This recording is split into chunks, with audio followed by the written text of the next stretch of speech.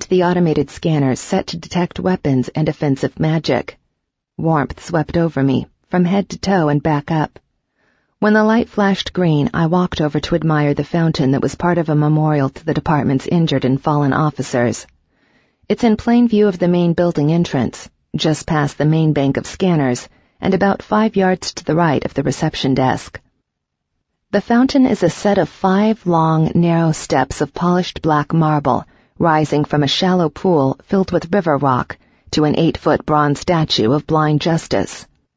Behind her, on a wall of black marble, are rows of gold and silver plates about 1 inch by 2 inches. Engraved on each are the name, rank, and dates of service of the honored officer. Silver for those injured and disabled, gold for those who died in the line of duty. They didn't quite fill the entire section, but it was getting close. I recognized more than a few names, most of them on the shiniest plaques. I'm not particularly religious, but I said a quiet prayer for the souls of the fallen to whoever might be listening. It's been a rough couple of years. The experts have been debating why. Maybe it's just a natural cycle. Maybe not. Nobody seems to have an answer, not even El Jefe and the rest of the experts. So the religious orders and the cops do the best they can fighting an increasingly losing battle against evil and destruction. I heard the buzz of the security door opening and turned to see Alex standing in a discreetly recessed doorway, beckoning to me. Standing next to her was a middle-aged man with close-cropped graying blonde hair. Everything about him was square and boxy. He wasn't tall, probably 5'8" or so, but he was built broad. Not fat, but broad and strong, like a former linebacker who, while he didn't precisely work out, hadn't let himself go to seed either. He had a square jaw and big, blunt-fingered hands. His only jewelry was a plain gold watch. His suit was a medium gray that was almost the exact shade of the eyes staring out at me from behind a pair of rimless glasses. His fair skin had an almost greenish undertone and a flaccid quality that spoke of ill health. He was dying. I don't know how I knew this, but I did. Just as I knew his blood would taste bitter from the toxins his failing kidneys were no longer processing. He won't taste good. I shuddered a little in fear and revulsion. He was a man. He was not food. But as much as it terrified me, I couldn't take back that errant thought, the thought of a vampire. God help me. Chapter 6. You can smell it on me, can't you? Gibson spoke softly, each word measured. I sat across the table in an interrogation room that looked pretty much exactly like the ones they show on the television cop shows. This one was clean, with a coat of paint fresh enough to still smell of chemicals. I sat across a scarred table from Gibson, facing a big bank of mirrored glass that probably gave another officer or two an unobstructed view of the proceedings. In the corner, near the ceiling, was a recorder, audio and video from the look of it. The lights weren't lit, but that was because Gibson hadn't hit the button on the remote. We'd stopped by the commissary for a cup of coffee before coming up. It sat on the table in front of me. I couldn't drink it. I was too nauseous. Up close, the scent of his decaying body was making me gag. Only keeping the coffee directly under my nose made it bearable. I shifted uncomfortably on the hard plastic seat and wished I were anywhere but here. My nose hadn't been this sensitive earlier. Would it get worse? I saw it in your eyes in the lobby. His lips twisted in what was supposed to be a wry smile. If Alexander hadn't told me you'd been bitten by a vampire, I'd have assumed you were a werewolf. So far, they've been the only ones who can tell. His expression turned into a grimace. They act like I've got a really bad case of BO. The reaction outed a few people I'd never even suspected. Did you turn them in? His eyes met mine, his expression grave. Technically, it's not against the law to be a werewolf, so long as you don't endanger the public. Technically, no, but that doesn't stop the persecution. There are more than a few people who figure werewolves endanger the public just by breathing. The prevailing attitude is, cage 'em or kill 'em. In fact, that exact motto had been used by one of the more popular politicians. I'm perfectly capable of killing monsters if they endanger me or the people I'm protecting. But for all but 3 days out of each lunar cycle, werewolves were absolutely ordinary folks, with families and jobs. If they took appropriate precautions, there was no need for them to be made prisoners. Evidently, Gibson agreed with me, and it made me think better of him. "Does Alex know about your condition?" I asked him. "No, I haven't told anyone here at work. They'll find out soon enough. In the meantime, I don't want their pity." He gave me a dark look, and I do not want to leave a big case open. "And you think I can help?" I deliberately kept my voice neutral, my expression pleasant but non-committal.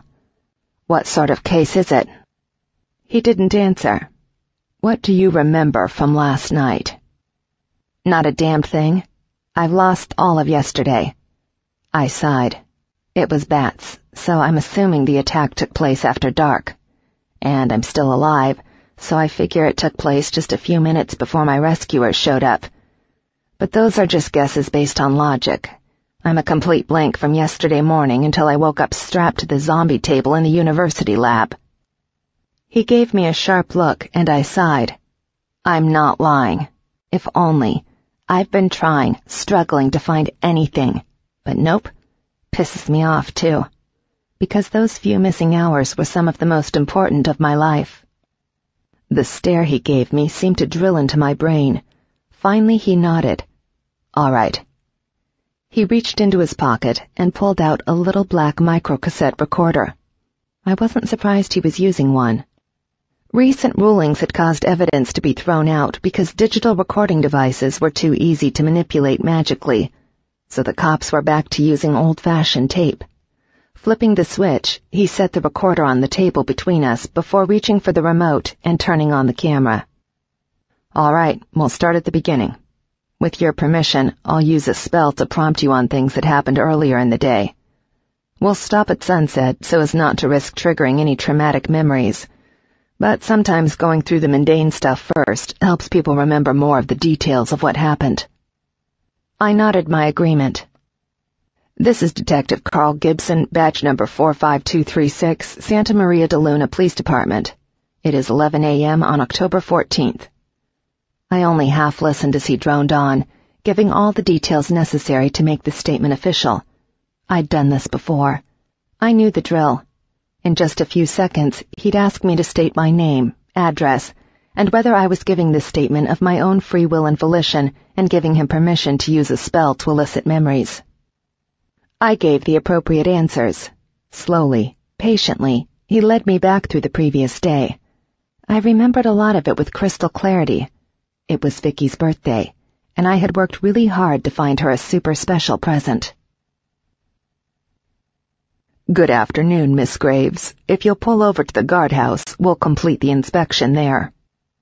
I recognized the voice coming through the speaker. It was Jerry, the supervisor of the day shift security at Birchwoods. It was an executive position, and I imagined the pay was impressive.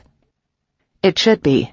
The people who checked into the facility were willing and able to pay exorbitant sums to make damned sure that no one knew they were here or why. In all the years the place had been in business, not once had word leaked out about a celebrity patient, much to the frustration of the press, who hovered at the required legal distance from a psychiatric facility. I slid my visitor's card into my wallet and tucked the whole thing back into my bag. I heard the click of lock tumblers, followed by the buzzing of electronic equipment. A moment later, the heavy outer gate rolled smoothly aside. I stomped on the gas. The Miata positively leapt forward. I'd had it tuned up a couple of days earlier, and I still wasn't quite used to the upswing in power. Still, it was better to move fast. I had 45 seconds to get across the outer grid before the gate slammed shut. It took a manual override with the supervisor's key to get the gate back open. I knew this because I'd been caught once behind a ditz who decided to rummage in her purse for something rather than drive on in. I pulled the car into one of 4 spots in front of a small white brick building with a red tile roof. As I turned off the engine, Jerry stepped out the front door. I was surprised to see him on gate duty. Since his promotion to management, it was way below his new pay grade to be checking IDs. Still, there he was, big as life and twice as ugly. He was wearing an electronic device clipped to the waistband of his suit trousers, with a cord connecting it to the wand he carried in his left hand. Behind him was a woman in the standard navy and white security uniform. She wasn't one of the regular crew. After all this time, I know pretty much everyone who works at Birchwood, whatever the shift. And Lydia, according to her little brass name badge, wasn't familiar. She was a mage of some sort. I'd have bet on it. Their talents may not be as versatile or as dangerous as some of the other gifts, but are by far the most marketable and easy to control. I took a good look at her. Probably in her mid-30s, she had dark hair pulled tightly back from her face to reveal strong bone structure, made even more harsh by the lack of makeup or jewelry. It was the kind of face that would look better in photographs than in person. The woman strode up to the passenger side, ignoring me completely. Her eyes were only for the packages on the front seat. Yep, definitely a mage. She'd sensed the power emanating from them. I've cleared those with the management. They're birthday gifts for Vicky. Since they're glass, the administrator required I have them put under at least a level 5 charm to prevent breakage. She gave a slight nod, but didn't take my word for it. Instead, she withdrew a palm-sized object from the pocket of her uniform trousers and began running it over the outside of the package as she murmured words I couldn't quite catch. Jerry, meanwhile, had been busy running the plates of my car and cross-checking them against the VIN number posted on the dash just inside the windshield on the driver's side. Next, he'd run the wand over me to check for traditional weapons and have me sign the visitor's form with a silver pen, probably charmed to make sure I couldn't forge someone else's signature. The computer would then cross-check it not only against all of my other signatures, but also against the file and the signature on my driver's license. Last but not least, I'd be checked for illusion charms and sprinkled with holy water to make sure I wasn't a vampire playing mind tricks. This even though it was broad daylight, and any normal vamps were still safely a snooze in their coffins, dead to the world. We went through it every time. Well, most of it. Inspecting the presents was unusual, but not unexpected.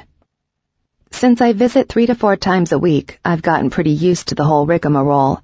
Usually I even joke around with the guards. I know most of them by name and a little bit about them, from those times when I've been forced to wait on admission until after a group therapy session ended, or for whatever other reason. Today, however, everybody was acting grim and businesslike. "What's up, Jerry?" I asked softly, while the female guard went over the outside of my trunk.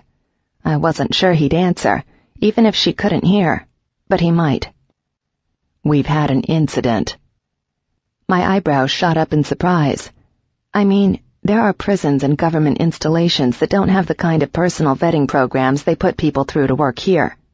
And I've never once seen any hint of anyone bending the rules, which is pretty impressive all things considered. "What kind of incident?" Jerry's baby face hardened into harsh lines, his eyes darkening almost to black. I could see the sinews strain in his neck as he thought about it. For a moment, I thought he'd refuse to say, but he shocked me again. "One of our guards was found murdered. His right hand had been cut off at the wrist. The body had been frozen, so we don't know how long he's been dead." My stomach clenched in reaction. I hated to ask, but I had to. There was a good chance it was someone I knew. "Who?" "Lewis." Shit. Lewis, who had 4 kids under the age of 10, whose pictures he pulled out of his wallet every chance you gave him, so that he could brag about their latest report card, dance recital, or sporting event. Damn it. Julie had taken the kids to visit their grandparents in Idaho for a week. She says they talked on the phone every night until Thursday. That night she got an email that he'd lost the cell phone, so he'd be sending emails instead. "But I saw him." I let the sentence drag off unfinished. It could have been him. Or not. He was night crew. But there aren't a lot of creatures that can use magic and illusion well enough to get by. The ones who can often do fingerprints. But they can't manufacture the oil in a human hand. Or DNA. Oh, shit. This was bad. And it certainly explained the extra searches and personnel shifts. "Any idea why?" He shook his head. "It could